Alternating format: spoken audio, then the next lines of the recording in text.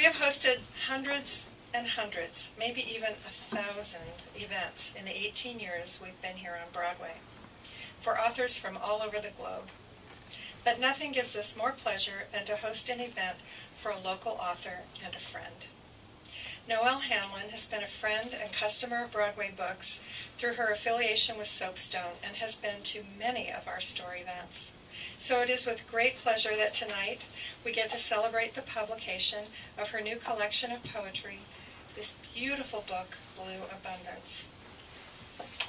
Although this is her first book, I want to say that these poems are not the work of an amateur. Whether she is writing about the natural world, her family, or even shopping for clothes in a makeshift market, the reader feels the author's deep connection to the life and sometimes death that surrounds us all.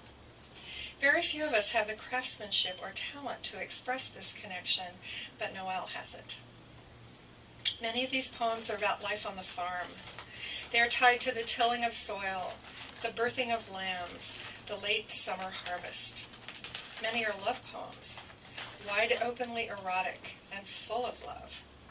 Others shine with the wisdom of a well-lived life and appreciative spirit.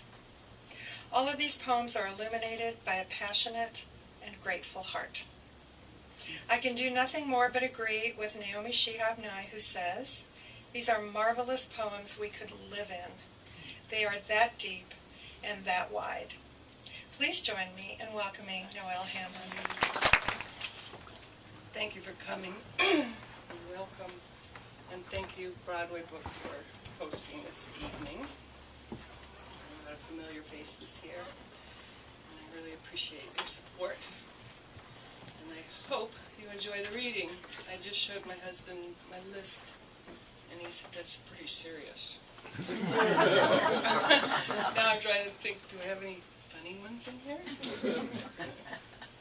But this book was published in April in Ireland, where I've been lucky enough to spend every spring for about 10 years now, and made some good friends.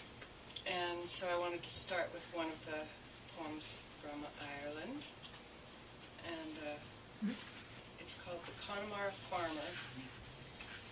And I don't know if you know Connemara. It's very wild, mountainous, and so the farmers there chasing sheep straight up these mountains that go on forever. And this man, and they speak mostly Irish there, and this man that I made friends with is one of the most gentle men you've ever met, and funny and poetic himself. The Connemara Farmer. Carrying a torn canvas sack full of turf along the boreen between the shed and the house, I come against the neighbor, and he calls out to me, "You fit in around here all right," which I gladly take to heart, invite him in and put on the tea as he sinks into a seat by the fire in his wellies and winter coat to talk about the price of oil and how the government has got into his fields, how he wishes they never got in at all, as farmers were better off before, not expecting much, as long as there was a little something on the table. He liked the old ways. Electricity fecked everything up, because you could see everything at night before there were lights. And he wonders about death, how if you could weigh life, wouldn't it be heavier with sorrow than happiness? Which leads him to something that continues to bother him. Do you think it is possible to be happy and not know it? I'm going to start with one poem called This Slant of Harvest, which is we're about to embark on again. From the dining room window I watch you herd the lambs into the cage of the truck. Autumn's weakening light leans hard on the afternoon. A stacked shadow of the barn full of oats and straw fall across the bleached stubble of our field. Suddenly all we coax to life in spring weighs on us with what must be harvested. The purple plums stolen from drunken yellow jackets split open in our hands. The green tomatoes staked in June become burdens to their own vines, ripen all at once in September's dry nights. We simmer them in their juices until they float like summer lanterns in jars lining the shelves of a dark cellar. We'll preserve the sweet, alter the sour, plunder the garden before winter plows it under. Everything feels tinged with the sting and prickle of loving.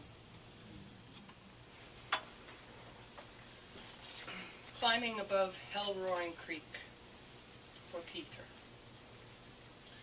Ascending the red pumice mountain, as if drawn to the most difficult to reach, we leave the effortless meadows of Mariposa lilies and quenching springs, go further where there are no trails, but faded flags only I seem to see, waving from the sparse arms of trees. You call me when you lose sight of me. The mountain turns my name around in its hard mouth and swallows. You follow me through the opening into the red bowl of a sleeping volcano. We share the precious last drops of water where no one could stay longer than moments, though the view from here tells us everything about beginnings and exposed betweens. Our breathing twines in the final effort, carries us back to the oval body of water where I strip and swim across, while you carry my clothes and walk around the lip of the lake edged with reeds that bend from the weight of blue mating dragonflies. We meet on the other side, where we have tied our single kayak, where we share a fire.